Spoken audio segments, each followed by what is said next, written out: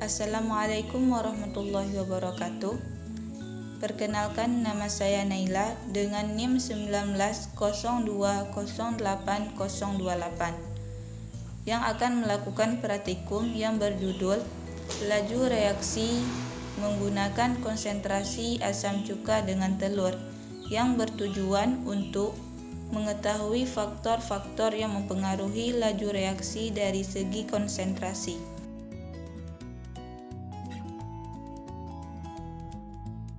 Alat dan bahan. Alat yang digunakan pada percobaan ini adalah 2 botol pop es, stopwatch, dan sarung tangan.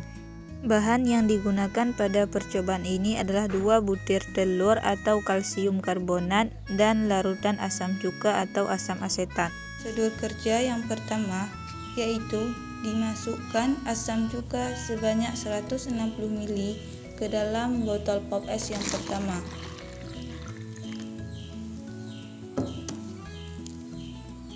Prosedur yang kedua yaitu dimasukkan asam cuka sebanyak 240 ml ke dalam botol pop es yang kedua.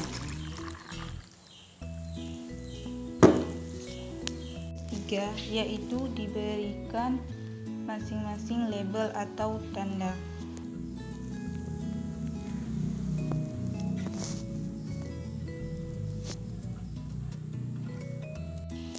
Langkah selanjutnya yaitu dimasukkan telur ke dalam botol yang pertama dan botol yang kedua. Diamati selama 10 menit dan diamati perubahan yang terjadi.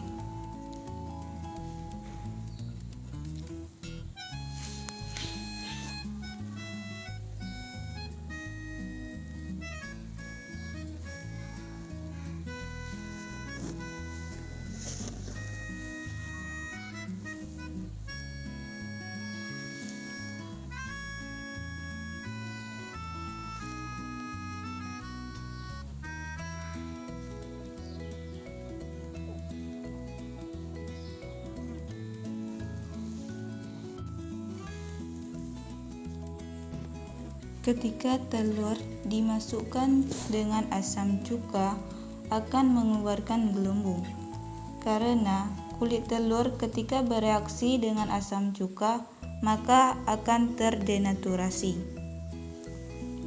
Saat telur direndam ke dalam asam cuka, maka kalsium karbonat yang terkandung dalam cangkang telur akan bereaksi dengan asam cuka sehingga membentuk garam kalsium dari asam asetat atau kalsium asetat. Karbonat larut sehingga yang tersisa protein mengikat elastis. Hal ini karena kulit telur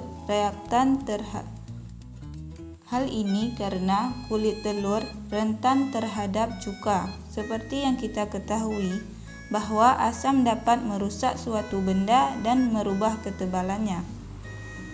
Jadi konsentrasi asam cuka merubah kalsium di kulit telur dan melunakkannya, sehingga bagian cangkang telur yang terkena asam cuka akan menipis, karena cuka dikategorikan sebagai zat-zat asam, yang berarti cuka memiliki kemampuan untuk merusak beberapa zat seperti kalsium yang berada di dalam kulit telur.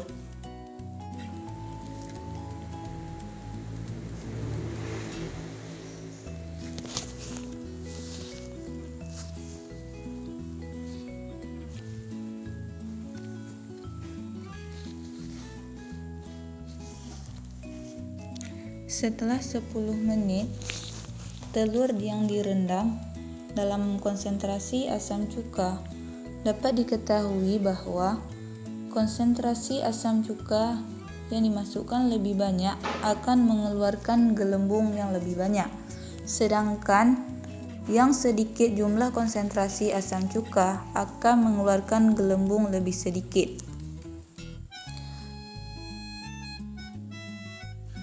Dan pada waktu 10 menit telur sudah mulai mengapung.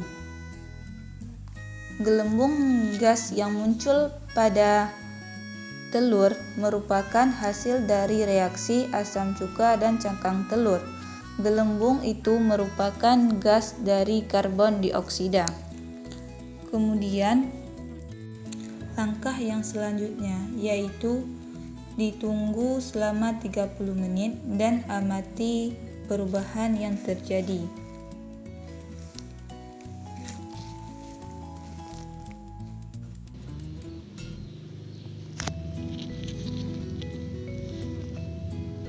Setelah 30 menit, kita amati pada telur yang kedua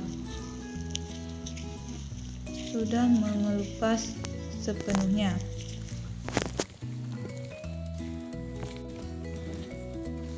Sedangkan pada telur yang pertama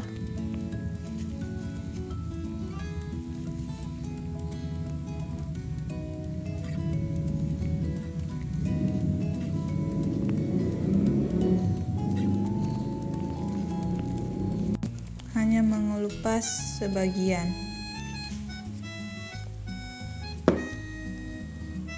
Jadi setelah 30 menit, kulit telur dalam wadah kedua lebih cepat mengelupas dibandingkan dengan kulit telur pada wadah yang pertama. Jadi benar, semakin banyak konsentrasi asam cuka yang digunakan, maka akan menyebabkan laju reaksi terhadap telur semakin cepat, sehingga cepat mengelupas. Kesimpulan dari praktikum kali ini yaitu konsentrasi berbanding lurus dengan laju reaksi, yaitu apabila konsentrasi yang digunakan semakin banyak, maka laju reaksinya juga semakin cepat. Sebaliknya, jika konsentrasi yang digunakan sedikit, maka laju reaksinya juga semakin lambat. Sekian, terima kasih. Assalamualaikum warahmatullahi wabarakatuh.